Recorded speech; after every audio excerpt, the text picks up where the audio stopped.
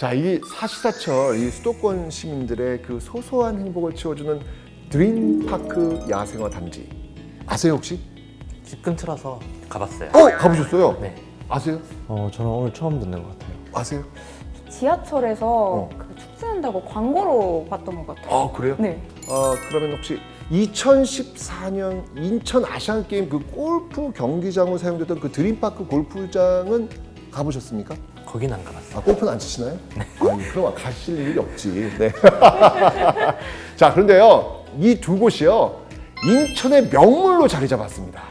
그런데 이 명물로 자리 잡은 이 두 곳이 사실은요, 어마어마한 쓰레기 매립장이었다. 네? 믿어지십니까, 이게? 아니요? 갔다 오셨으니까 거기 되게 좋잖아요. 네. 거기 원래 쓰레기 매립장이었어요. 아무도 안 믿을 거예요. 맞습니다.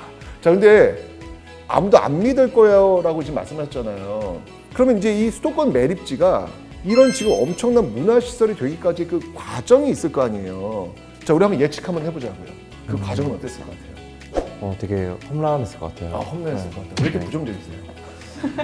그래도 매립지 시설이 네. 좀 인천 시민들한테 좋은 시설이 아니니까 네. 험난했을 것 같습니다. 그럴 가능성이 있다. 네네. 그렇겠죠. 네. 쉽진 않았겠죠. 자, 이 매립장이 만들어지기 전부터요, 불신, 불만, 그 시선이 가득했습니다. 이거 뭐 당연할 수밖에 없을 것 같아요. 그죠?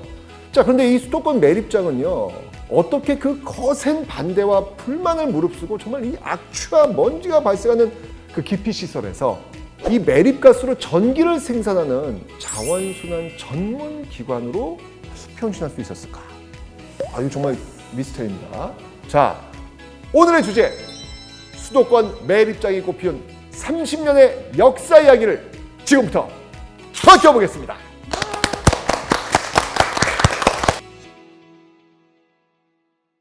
자, 지난 시간에 이제 수도권 매립지의 그 탄생 과정에 대해서 우리가 한번 역사를 한번 쭉 한번 훑어봤습니다. 매립의 역사, 어디서 언제부터 출발한다 그랬죠, 제가 전 시간에? 조선시대부터요. 잘 들으셨어요. 네, 좋습니다. 그러다가 좀 시스템, 좀 비슷한 그런 것들이 이제 만들어지기 시작한 게 어디서부터라 그랬죠? 일제강점기. 일제강점기 그 전에 어디서부터라 그랬는데 제가? 개화기요. 맞습니다. 개왕장 주변에 일본인 거류지부터 출발해서 이제 일제강점기 넘어갔다는 말씀드렸잖아요. 그죠? 네. 좋습니다. 자, 1992년 2월 10일 경기 지역 생활 폐기물 최초 반입을 시작으로 해서 6월 산업 폐기물, 8월 하수 정수 슬러지, 11월 서울 인천 지역 이 생활 폐기물이 드디어 수도권 매립지로 반입되기 시작합니다. 1992년이네요, 그게요.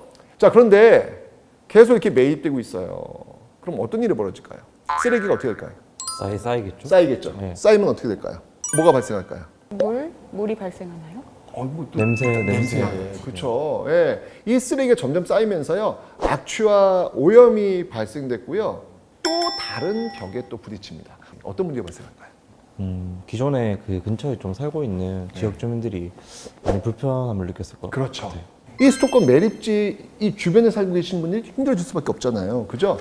그러니까 원래 이 동아건설에서 간척지 사업을 끝내면 농지로 분양하겠다고 약속해서 지역 주민들이 지금 기대하고 있었거든요. 아니, 농사를 지을 수 있다고 생각했던 땅에 지금 뭐가 들어온 거예요?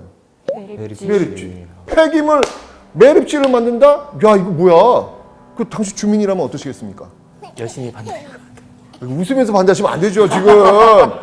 주민들 입장에 지금 날벼락인 거죠, 지금. 그러니까 사실 이제 매립지 조성 이전부터 반대를 하긴 했지만 이제 본격적으로 폐기물이 반입되니까 죽기 살기로 이제 반대하면서 저항하는 거죠, 지금요. 왜냐면 이게 생활이 불가능할 정도로 이 악취, 먼지, 해충 피해가 심각해지니까 당연히 이 지역 주민과의 갈등은 첨예해질 수밖에 없는 거예요. 특히 이 1992년 5월, 아까 제가 5월 산업 폐기물 얘기했잖아요. 이 산업 폐기물 반입 계획이 발표되니까 당시 경기도 김포군 검단면을 중심으로 한 수도권 매립지 주민대책위원회와 인천시 서구 백석동을 중심으로 한 백석환경오염방지 대책위원회가 결성이 됩니다.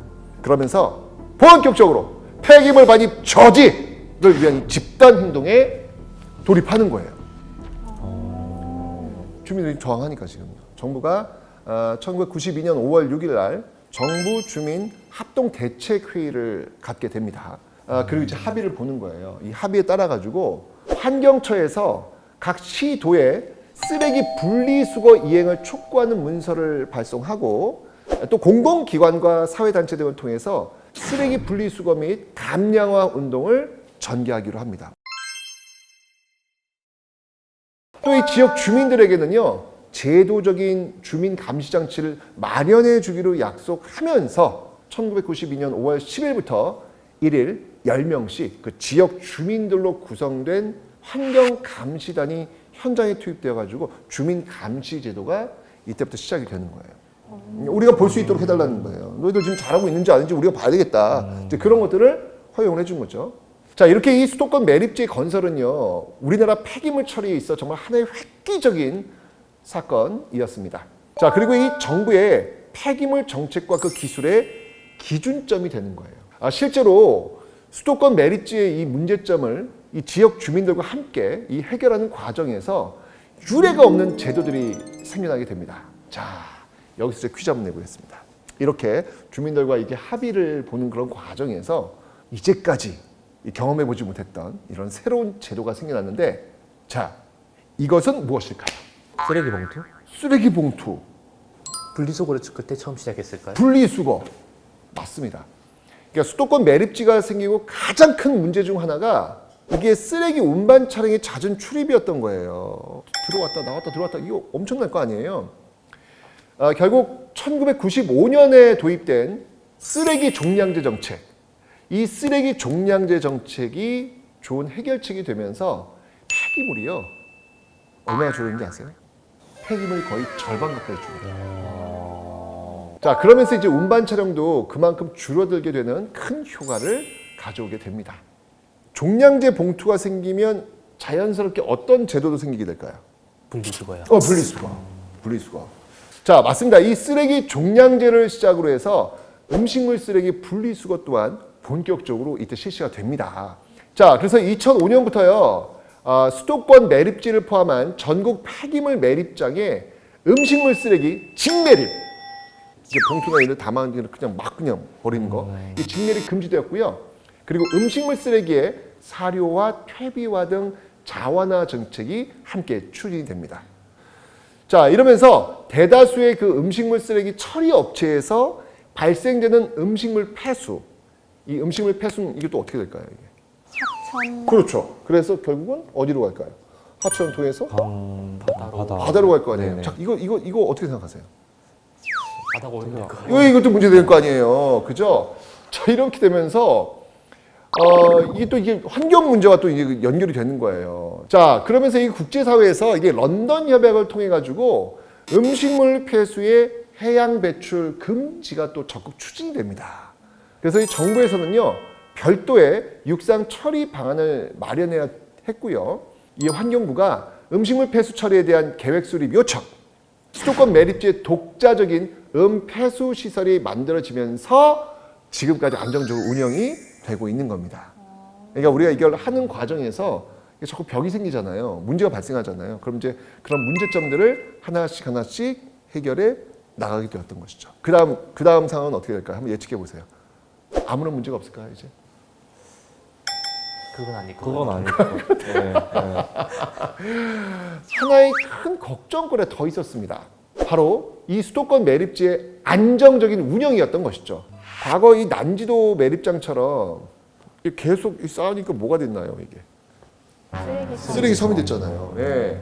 바로 이렇게 쓰레기 섬으로 전락하지 않기 위해서 국가 차원의 그 체계적인 관리가 필요했고요. 마침내 2000년 7월 국가기관으로서 수도권 매립지 관리 공사, 이 공사가 드디어 출범하게 된 겁니다. 네. 자, 이 설립 직후에요, 수도권 매립지 관리공사는요, 이런 폐기물의 안정적 처리와 함께 이 장기적 관점에서 자원화 및 공원화를 위한 이 종합 계획을 수립했다고 합니다. 특히 이 수도권 매립지 건설 초기부터 문제가 되었던 침출수 처리, 또 이렇게 먼지 같은 분진이 있잖아요. 그리고 이제 뭘까요? 제가 코를 잡고 있는데 지금 모르겠는데요. 냄새요. 악취. 예. 맞습니다. 바로 이런 주변 환경 문제를 완벽하게 개선하기 위한 노력이 필요했는데요. 자, 과연 어떤 노력들이 필요했을까요? 전문적인 시설이 필요할 것 같아요. 그렇죠. 시설들. 그죠? 그래서 공사가 바로 이 매립가스 발전 시설, 슬러지 처리 시설 등 각종 자원화 시설을 설치했고요. 그리고 나무 심기, 이와 같은 공원화 사업을 적극적으로 연계하게 됩니다. 자, 이러면서 수도권 매립지를 자연과 공존하는 드림파크로 서서히 변화시킨 거죠. 자, 이 수도권 매립지는요, 약 2천만 제곱미터에 이르는 그 넓은 면적으로 조성되어 있고요. 폐기물 처리와 함께 사용 종료 매립장의 그 사후 관리도 함께 진행을 하도록 되어 있습니다. 특히 이 사후 관리 과정에서 환경 문제, 이 환경 문제가 발생할 경우에 그 매립지에 대한 혐오감이 가중될 수 있잖아요. 이거 좀 심각하잖아요. 그죠? 그래서 보다 좀 친환경적인 그런 관리 방안이 필요할 수밖에 없었겠죠. 매립지를 그래서 환경, 생태, 교육, 체육 시설 등을 고루 갖춘 환경 친화적인 그 휴식 공간과 체육 공원으로 조성해서요. 드림파크 조성 기본 계획을 수립하게 된 겁니다. 지역 주민들이 그곳에서 좀 이렇게 삶의 어떤 그 힐링 또는 어떤 그 문화적인 여유 이런 것들을 누릴 수 있도록 해줘야 된다는 얘기죠. 그래서 이 드림파크 조성을 통해서요. 수도권 매립지를 비선호 이런 거 혹시 아시나?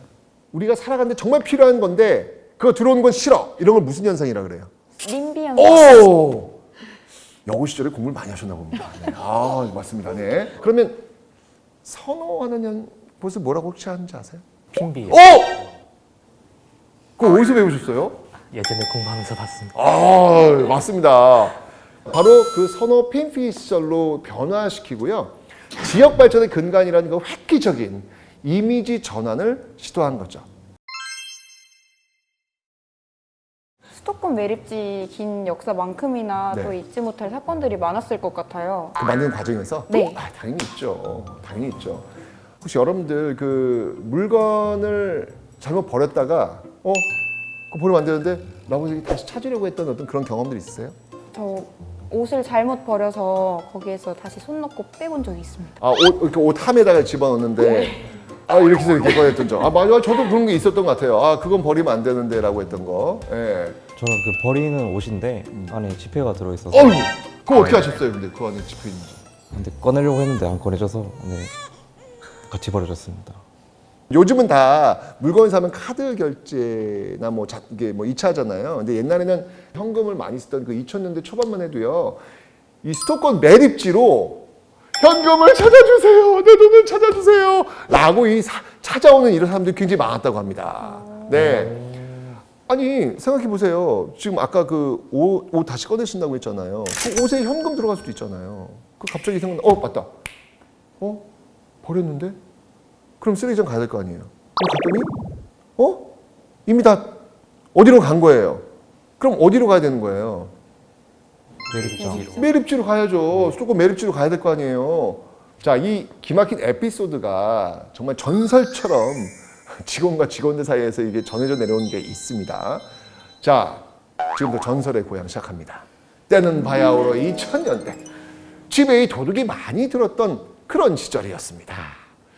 한 중년 여성이 혹시나 집에 이 도둑이 들어올까 봐 갯돈 1,200만 원을 이 검은 비닐봉지에 쑥 넣어서 쓰레기통에 숨겨놨던 거예요. 쓰레기통에요? 우리 엄마도 옛날에 이런 거 많이 했어요. 예. 갯돈 타면은 어디다 할 데 없으니까 장롱 깊은 곳에다가 이렇게 탁 이렇게 쑤셔 넣는 거예요. 아빠 보면 안 되니까. 네. 엄마 비자금이거든 이런 거는. 네. 근데 그때 마침 시어머니가 왔나 봐. 그 집에.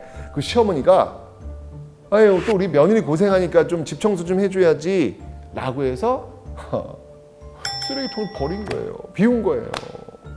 어디 가야 돼요? 어디 가야 돼요? 찾으러 갔나요? 찾으러 가야죠. 어디로 가야 돼요? 종국이는. 매립지. 예, 수도권 가야죠. 네, 돈을 찾기 위해서 찾아왔는데 오자마자 깜짝 놀라서 주저앉습니다. 이랬을까요? 너무 넓어서. 네, 맞아요. 끝없이 이어진 이 광활한 매립지, 정말 상상도 못했던 그런 어마어마한 규모를 보고 놀라 실신한 거예요. 너무 막막한 거죠. 어떻게 했을까요? 그냥 며칠 동안 좀 슬플 것 같아요. 아니 이거 찾아냈는데 어떻게 했을까요? 거기 와서 어떻게 했을까요? 결론은 못 찾았을 것 같아요, 저는. 못 찾았습니다. 자, 또 이런 얘기 있어요. 자, 이 이야기의 주인공 이분은요 경기도 시흥에 사시던 50대 한 여성분이었대요. 이 청약 예금 확인서와 함께 돈을 찾아가지고 이 박스에 넣어두신 거예요. 네. 그런데 이분이 돌아가셨어요. 이 사실을 어느 누구한테 얘기하지 않고 돌아가신 거예요. 근데 이거 유족분들이 그런 얘기를 모르니까 이사를 했나 봐요. 근데 이사를 하기 위해서 영업 업체를 불려다가 짐을 그 정리하는 그 과정에서 이 돈답이 담긴 이 박스를 버리게 된 거죠. 뭐 알지 못하니까요. 그죠? 얼마쯤 됐을 것 같아요? 금액은요 3천만 원. 이 3천만 원 가량의 현금이 검은 봉지에 쌓인 채 매립지에서 버려졌겠죠. 어떡하니. 이렇게 끝났으면 너무 슬프잖아요. 그런데요, 이 폐기물 하약 근무자가 이걸 우연히 발견했나 봐요. 이걸 어떻게 발견했어? 난 진짜 너무 놀라워요, 진짜로. 그죠? 그래서 이걸 돌려드린 거예요, 그 유족분들한테. 그래서 유족분들이 너무 감사하잖아요. 3천만 원 찾았으니까. 그래서 그 하약 근무자분께 사례를 좀 드리려고 했는데 그 해당 근무자가 제가 해야 될 일을 한 건데 이거 제가 왜 받습니까? 라고 해서 정중히 거절을 했다고 합니다. 하약 근무자였으면 어떻게 하시겠습니까? 돌려주긴 하는데 저라면 사례금은 받을 것 같아요. 어떻게 하시겠습니까? 감사합니다고 받았어요. 예. 아니 근데 뭐 사실 뭐 그럴 수 있죠, 뭐. 예, 그럴 수 있죠. 예. 근데 어쩌면 이분 또 그렇게 하셨다니까 참 대단하시다라는 어떤 그런 생각이 듭니다. 자, 정말 다사다난했던 일들이 많습니다, 지금. 그죠? 자, 이렇게 다양한 일들이 많았던 수도권 매립지 30년의 역사를 지나서 이젠 아시아, 남미를 넘어서요 중동의 개발 도상국들까지요 이 위생 매립과 에너지 생산 기술을 벤치마킹하러 오는 그런 시설로 자리 잡게 됩니다. 이게 다 K, K가 들어가요. K 수도권 매립지, K 수도권 매립 기술. 자, 근데 이렇게 세계적인 시설로 발전시킨 요인은 뭘 것 같아요? 기술과 그렇죠. 발전? 그렇죠. 기술과 발전. 그러니까 기술의 발전이겠죠. 그렇죠? 이 악취와 먼지가 발생하는 그 기피 시설에서 전기와 가스를 생산하는 에너지 기업으로 변신하기까지 정말 이 폐기물 처리 및 자원순환 기술을 고도화해서 자원화 시설을 신규 건설하고 이 연구 개발을 활성화시켜가지고 폐기물 처리 기술 특허까지 확보를 한 겁니다. 야, 진짜 이 험난한 과정 속에서 우리가 엄청난 기술까지 획득해가지고 이거를 이거 정말 이 제3세계에 이게 우리가 이제 이걸 알려주는 거죠. 그죠? 자, 이 쓰레기 매립이라는 편견에 맞서서 하나의 역사를 통해서 자원순환의 한계를 극복한 의미 있는 지난날의 시간들. 매립지 조성은요, 하나씩 작은 변화를 가져왔고요. 진짜 저는 이거 기적이라고 보거든요. 이 기적을 이뤄냈다는 그런 수식어가 생기면서요, 지금의 드림파크! 이와 같은 정말 아름다운 꽃을 피워내게 된 겁니다. 자, 오늘날의 수도권 매립지의 모습, 정말 이건요 수많은 사람들의 노력과 도전이 있었기에 가능한 것이 아니었을까라는 생각이 듭니다. 자, 이 강의를 통해서요 정말 인천 주민분들과 시민들이 그 과거를 기반으로 미래 20년을 준비하고 그 방향을 함께 모색할 수 있는 그런 기회가 되길 바라면서요, 지금까지 한국사의 큰별쌤 최태성이었고요. 그리고 이 수도권 매립지 이와 관련된 그 관계자분들, 주민분들, 그리고 공사분들 진짜 다시 한번 감사합니다 라는 인사 올리면서 마치도록 하겠습니다. 감사합니다.